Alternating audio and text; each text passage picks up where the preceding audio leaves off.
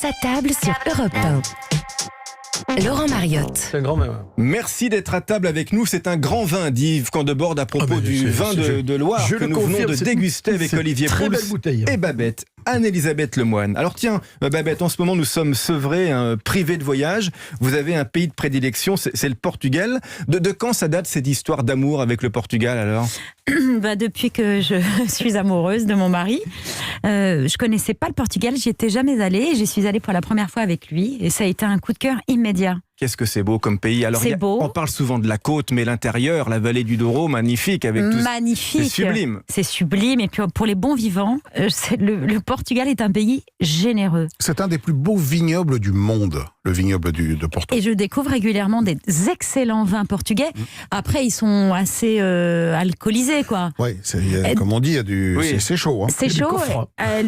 Pour le déjeuner, si la température extérieure est déjà assez élevée, il y a des siestes qui s'imposent. Voilà. C'est ça, obligé, mais en été, c'est obligé. Qu'est-ce que vous aimez manger là-bas ? Parce qu'on parle tout le temps de la bacalao, la fameuse morue, mais il n'y a pas que ça. Bacalao à bras, c'est ce que je préfère. D'ailleurs, c'est ce qui était servi à mon dîner de mariage. C'est une spécialité portugaise, c'est de la morue ou du cabillaud, si on... Voilà. Oui, c'est ça, bien sûr. Cabillaud salé, oui. Cabillaud salé, séché, servi sur du pain broyé. Enfin, c'est un pur délice. Ils adorent le poulpe aussi, les Portugais. Ah oui, c'est vrai. Alors ça, je suis moins fan, mais il y en a partout. C'est la texture qui vous plaît moyen ? C'est la tronche de l'animal vivant que j'ai du mal à oublier mort. Et les pastéis de nata. Pastéis de nata. Alors figurez-vous que j'ai commencé c'est le seul truc que je sache dire. Redites-le. Pastéis de nata. Ya. Pourquoi je dis ya, moi ? Tu dis quoi ? J'ai dit non, mais c'est ma première langue qui est revenue. J'ai dit ya. Non, c'est yo, je ne sais pas. Ah, yo non plus. Yo non plus, c'est alsacien. Oui, comment on dit oui en portugais ? Sim. Ah ben voilà, c'est pour ça sort moins. Sim. Non, sim. Voilà. Sim. Attends, mais je suis nulle en portugais, cela dit.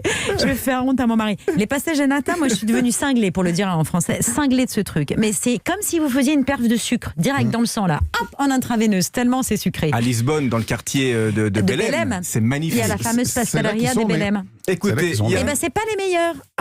C'est lesquels les meilleurs ? Ils sont dans le sud, en Algarve, dans une boulangerie qui s'appelle O Pão do Povo, le pain du peuple. Ouais.